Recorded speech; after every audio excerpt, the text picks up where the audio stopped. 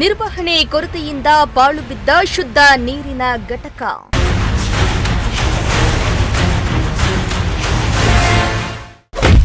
ಹಲವು ತಿಂಗಳಿನಿಂದ ಕುಡಿಯುವ ನೀರಿಲ್ಲದೆ ಜನರ ಪರದಾಟ.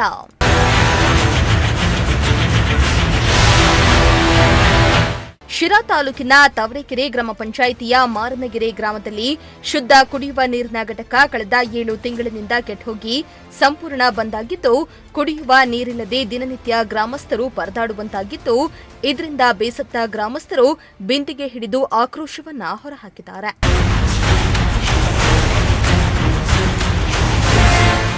ಇನ್ನು ಗ್ರಾಮೀಣ ಭಾಗದ ಜನರಿಗೆ ಶುದ್ಧ ಕುಡಿಯುವ ನೀರು ಪೂರೈಸುವ ಉದ್ದೇಶದಿಂದ ಸರ್ಕಾರ ಕೋಟ್ಯಾಂತರ ರೂಪಾಯಿ ವೆಚ್ಚದಲ್ಲಿ ಹಲವು ವರ್ಷಗಳ ಹಿಂದೆ ಈ ಶುದ್ಧ ನೀರಿನ ಘಟಕವನ್ನು ಸ್ಥಾಪಿಸಿತ್ತು.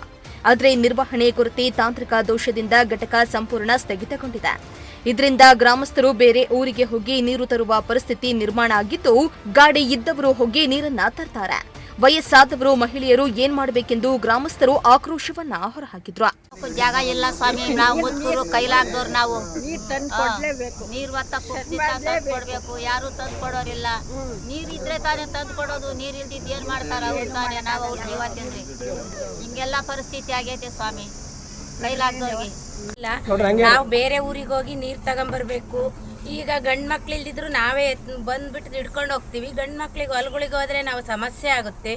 ಈಗ ಅವ್ರನ್ನೇ ಗಂಡು ಮಕ್ಕಳನ್ನೇ ಕಾತ್ಕೊಂಡು ಕೂತ್ಕೊಳಕ್ಕಾಗಲ್ಲ. ಇರೋರ್ ಮನೆಗೆ ಬೈಕುಗಳಿರ್ತವೆ, ತಗೊಂಬಂದು ಕೊಡ್ತಾರೆ. ಇಲ್ದಾರ ಮುದುಕರು ಅಂತಾರು ಅವ್ರು ಎಲ್ಲಿಗೆ ಹೋಗ್ಬೇಕು, ಇಲ್ಲ ತಾವರೆಕೆರೆಗೆ ಹೋಗ್ಬೇಕು, ಇಲ್ಲಾಂದ್ರೆ ಉಜ್ಜನಕುಂಟೆ ಆ ಕಡೆ ಹೋಗ್ಬೇಕು, ದೂರ ಆಗುತ್ತೆ.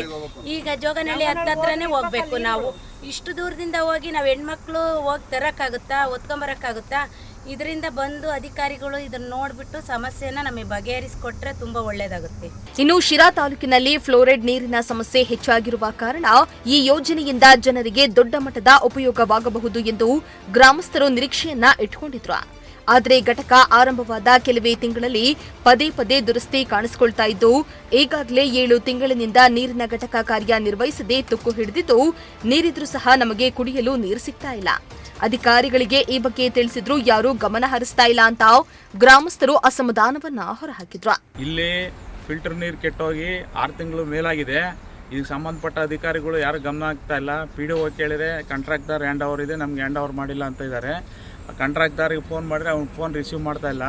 ನಮ್ಮೂರಿನಲ್ಲಿ ಈಗ ಎಲ್ಲ ಮುದುಕರು ಜಾಸ್ತಿ ಜನ ಇದ್ದಾರೆ. ಅವ್ರಿಗೆ ನೀರು ತಂದು ಕೊಡೋರಿಲ್ಲ. ಊರುಗಳಲ್ಲಿ ನೀರಿದ್ದೂ ಲಕ್ಷಾಂತರ ರೂಪಾಯಿ ಬಂಡವಾಳ ಹಾಕಿ ಮಿಷಿನ್ ನಿಂತಿದೆ ಕೆಟ್ಟು, ಅದನ್ನು ರೆಡಿ ಮಾಡಿಸ್ಕೊಡೋ ಅಂತ ಇವರಿಲ್ಲ.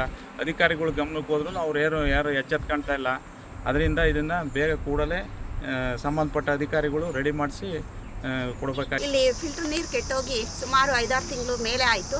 ಆದರೂ ಸಹ ಯಾವ ಅಧಿಕಾರಿಗಳು ಅದರ ಬಗ್ಗೆ ಗಮನ ಹರಿಸಿಲ್ಲ.